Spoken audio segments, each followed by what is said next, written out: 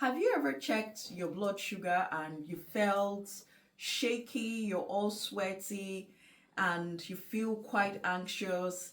And then the next thought that comes to your head is, oh, I might be having a hypoglycemic episode.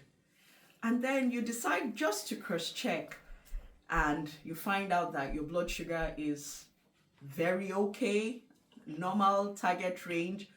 Let's assume 120 mg per dl or even higher. And then the next thing that you start to wonder about is my blood sugar monitor wrong? Am I going low? Why do I feel like this? If this has ever happened to you, you are not alone. So today I'm going to explain why you can feel like you're having a hypo even when your glucose is normal. Hi everyone, welcome back to my channel. My name is Nkirika. I'm a healthcare professional, a clinical research scientist, and a diabetes education advocate who has been living with type 1 diabetes for 38 years now. Through both my lived experience and clinical knowledge, I help people understand the science of diabetes so that they can better take care of their health. So in today's video, I'm going to talk about something that confuses many people living with diabetes. Feeling hypoglycemic when your blood sugar is not actually low. So what we call this feeling is relative hypoglycemia, and understanding it can help you avoid unnecessary panic and help you manage your diabetes more confidently. What is a real hypoglycemia?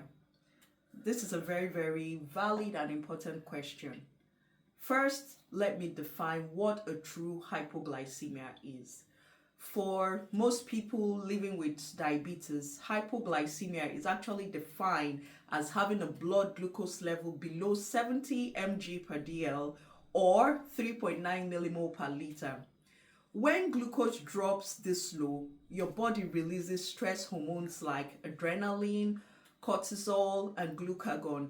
So these hormones trigger symptoms such as sweating, being shaky, having a fast heart rate, anxiety, hunger, confusion. So these are the warning signs that your body needs glucose quickly. Next question. So why do you feel hypo at 120 mg per dl? So another valid question. So here's the surprising part.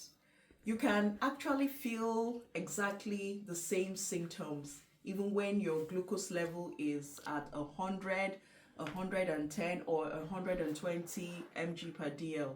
This happens because of something called relative hypoglycemia, which is also called a false hypoglycemia.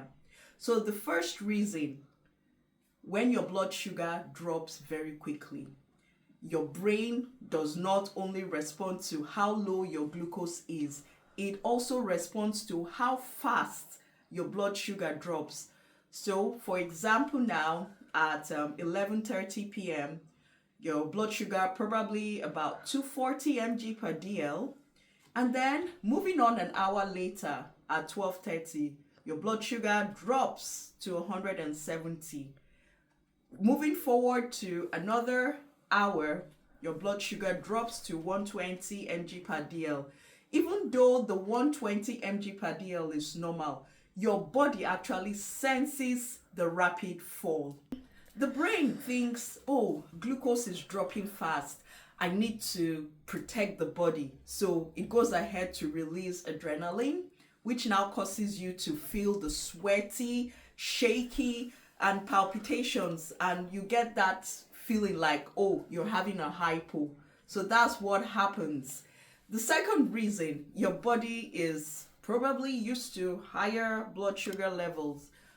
For example, if your average glucose has been maybe 200 mg per dl, your brain starts to see that as a normal. So when your glucose falls to maybe about 120 mg per dl, your body may react as if it's too low because it's used to the higher levels, which I mentioned earlier, like maybe your average is 200 mg per dl.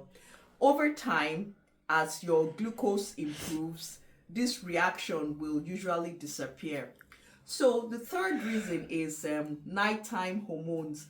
Many people experience this at night, especially between 1 a.m. and 3 a.m. At this time, your body tends to release hormones like the growth hormones, cortisol, adrenaline. These hormones can amplify sensations like the sweating, the sudden awakening, anxiety. So even if your glucose is completely normal, you will feel all those amplified sensations I've just mentioned. So the fourth reason is fear of nighttime hypos. Many people that live with diabetes have experienced severe nighttime hypos. They tend to have a lot of fear because your brain now has become extra alert during the night, and sometimes even normal sensations can actually trigger the feeling that something is wrong. This actually is like a protective survival response. So what should you do when this happens? If you wake up and you feel like you're having a hypo but your glucose is above 100 mg per dl, you need to try the following things. Number one, check your blood sugar. Look at the trend. If you use a CGM, wait about 10 to 15 minutes, recheck your glucose levels. If your glucose levels stay stable, you likely have actually experienced a relative hypoglycemia and not a real low hypoglycemia. And avoid taking sugar immediately unless your glucose is actually dropping below 70 mg per dl. I remember once my mom had this relative hypo. She's on basal bolus insulin and her blood sugar dropped, and I told her, Mom, wait, don't treat the hypo yet, give it 10 to 15 minutes. And she was like, no, I don't want to go into a hypo. So that fear of hypo overtook her whole emotion and she ended up treating, and within 30 minutes her blood sugars were like over the rooftop. So you need to give your body time, and then, like I said, recheck to know if it is really a relative hypo or a real hypo. So a message from my lived experience. Living with type 1 diabetes for 38 years, I have experienced this countless number of times. Sometimes I wake up sweating and thinking, I must be low. Then you check your blood sugar and it's saying, oh, it's 120 mg per dl. So understanding this science behind what your body is doing actually helps to remove that fear and improve your confidence in your diabetes self-care management. I need you all to remember this. Not every hypo feeling means your blood sugar is actually low. Sometimes your body is simply reacting to rapid changes in your glucose levels.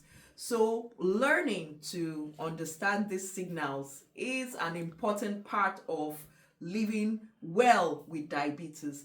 If you feel that this video has helped you understand something new about diabetes, please, I need you to hit that like button, share, and subscribe.